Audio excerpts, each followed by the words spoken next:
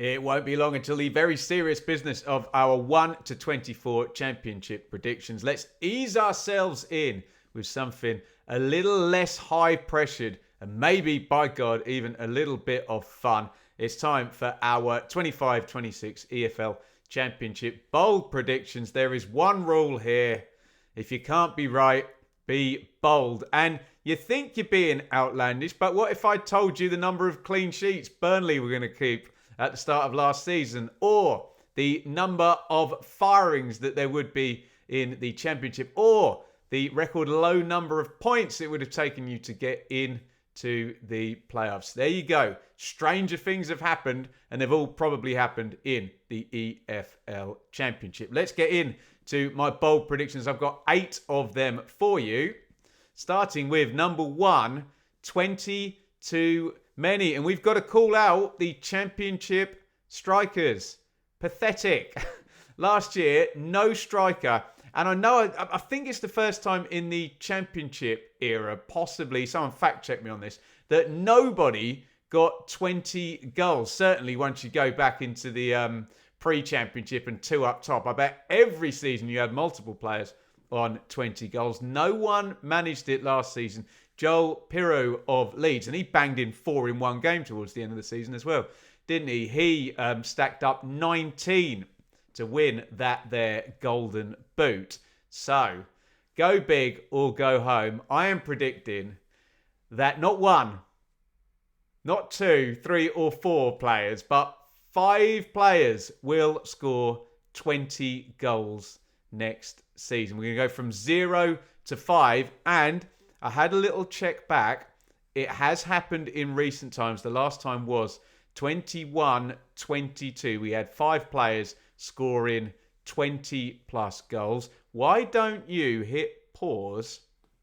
Because I bet you can name one of them, but I bet you can't name all 5. See if you can do that. Name me the 5 players who scored 20 goals in the EFL Championship in the 21-22 season. I'll give you the answers at the end. Bold prediction number 2, stop the sack race. Now, these bold predictions videos are in danger of becoming predictable because every year I come on and go, oh, my bold prediction, 10 managers will leave their posts, 12 managers, 14 managers, blah-de-blah-de-blah. Go on, you can see where I'm going with this. 16 managers in the EFL Championship left their posts. They weren't all sacked, but 16 were in post and then not in post. And that was during the season. If I wound that on another 3 weeks, we can add like another 5 or 6 on there. But the sack race surely has peaked now. So I am going to go the other way. I'm not going to say 18. I'm going to say that the sackings are going to stop.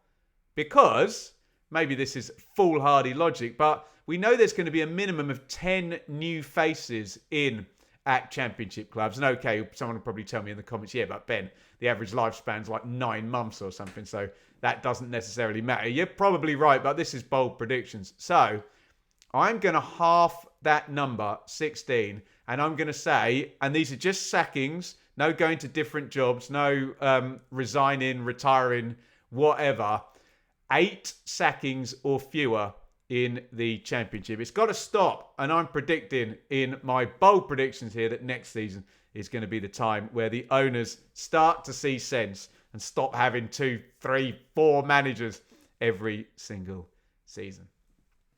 Number 3, League One legacy. Now I'm going to get called out for this not being too bold when I focus on this year's League One team. So I'm going to throw in the 3 from last year as well.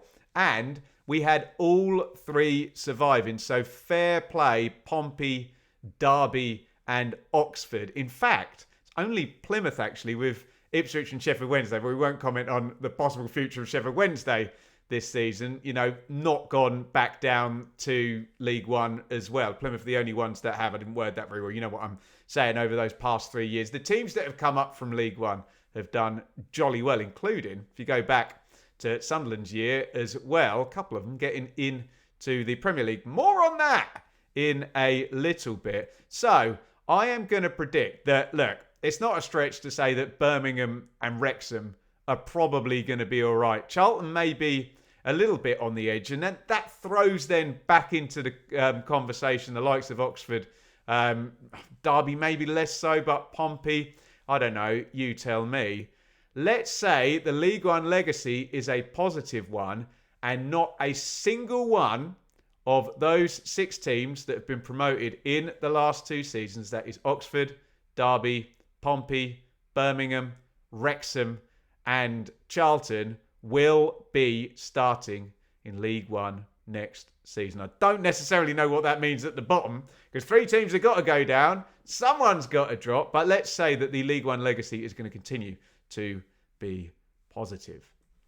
And speaking of the League One legacy, the team that I'm most asked about at the moment is Birmingham City, which is a fascinating case study at the moment with what Knighthead Capital are doing in the background there. So I'm going to do one specifically on Birmingham, and I'm going to talk about the Blues bonus bracket.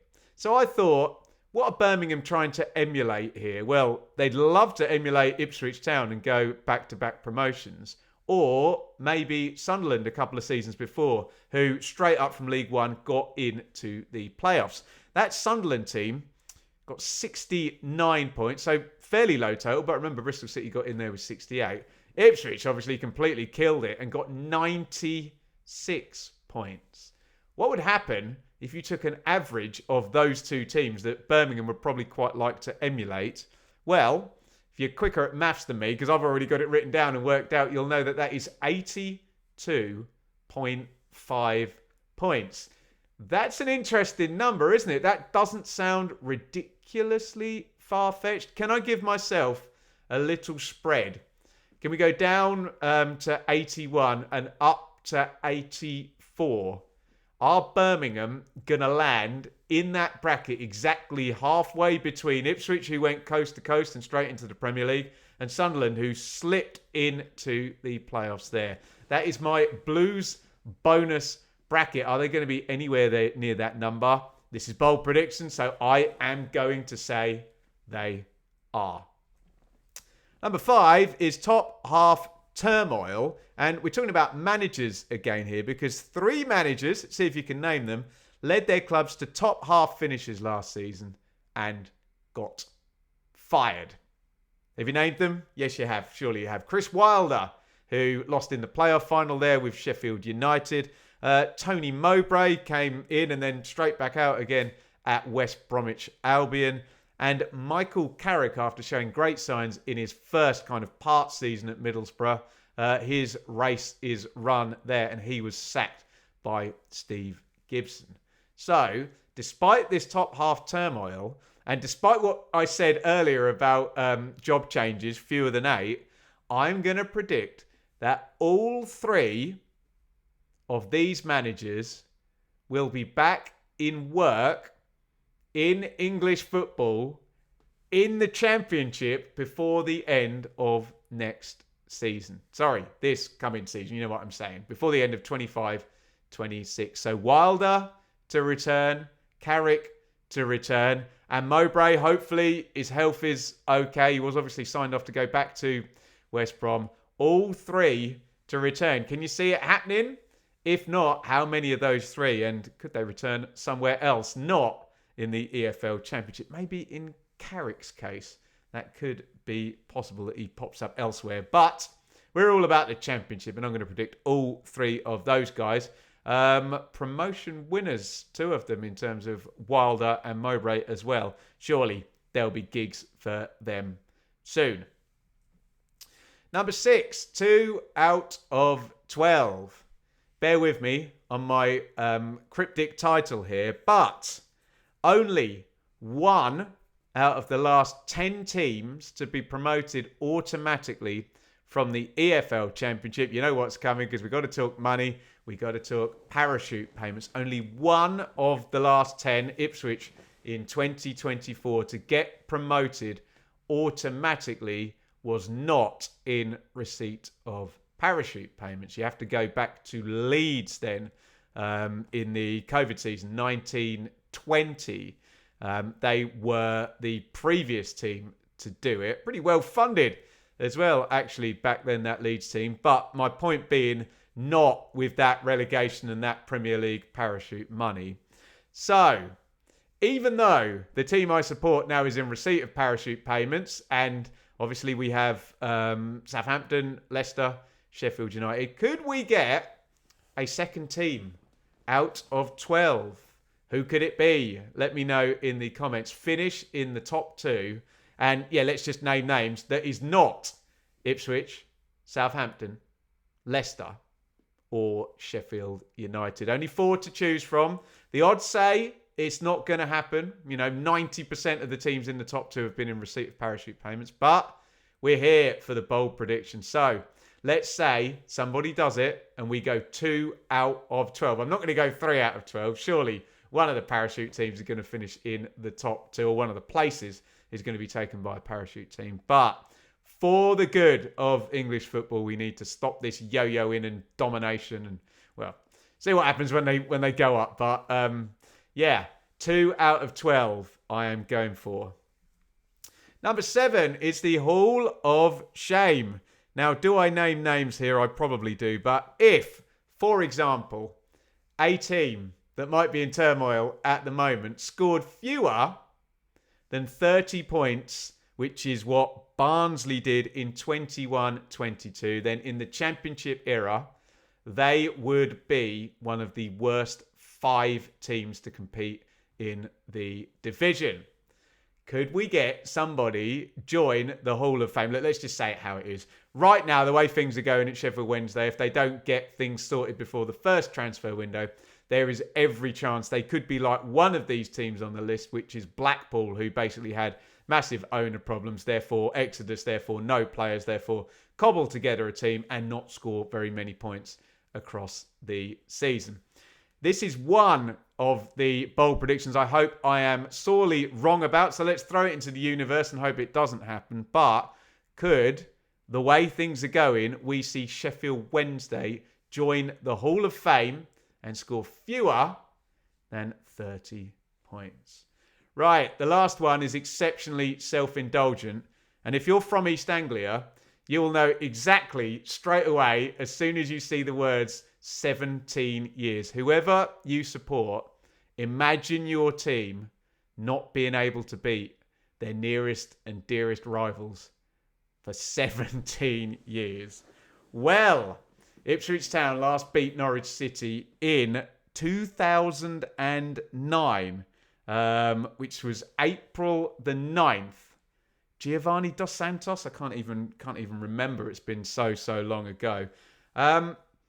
So the second game between Ipswich and Norwich happens at Carrow Road, scheduled for the 11th of April. And that's a Saturday. It's probably going to be the 12th. It's probably going to be moved. So we are safely past the 17-year mark. So if Ipswich do not beat Norwich at Portman Road in, I think it's the start of October, is it? Then Norwich's undefeated streak, okay, they haven't been in the same division for about 8 of those years, I don't think. But still, it's a bloody long time. Norwich's undefeated streak will go to 17 years. I'm going to boldly predict that streak does not go to 17 years, which would mean not only I'm predicting Ipswich to beat Norwich this season for the first time this millennia, but to do it at Portman Road in that first game, because if they don't, unless they were to meet in the FA Cup, doesn't really count as a cup game, does it? Unless they were to meet in the FA Cup or the League Cup or something like that, then the streak will go to 17 years. My God, 17 years. Wind back 17 years is a very, very long time. Those are my bold predictions. Did you have a go at naming the 5 players who all got 20 goals in the 21-22 season? Well, you definitely all got Mitrovic, didn't you? Because that was one of the GOAT scoring seasons, 43. Dom Solanke was second behind him. And then I think it was all tied up between Ben Brereton Diaz, who would have been at Blackburn then, Andy Vyman. A lot of these guys, you can still find them. And Joel Piroe. So Vyman would have been at Bristol City and Piroe at Swansea. So those were your 5. So it is plausible that we can get 5 players scoring 20 plus goals. Get down there in the comments and let me know your bold predictions for the coming season. And what we will do, if you enjoyed this, I will do a reaction. I've forgotten what they were.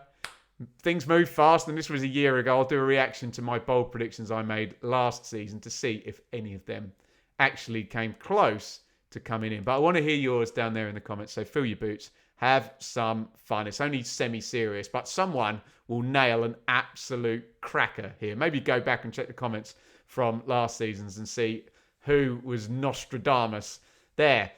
Stick with the channel here. Yesterday, fun and games. Although, is it fun and games in the comments? We ranked the 24 owners, every single ownership of every single EFL Championship club from worst to best. I think you can guess who was at the bottom, but who came out on top.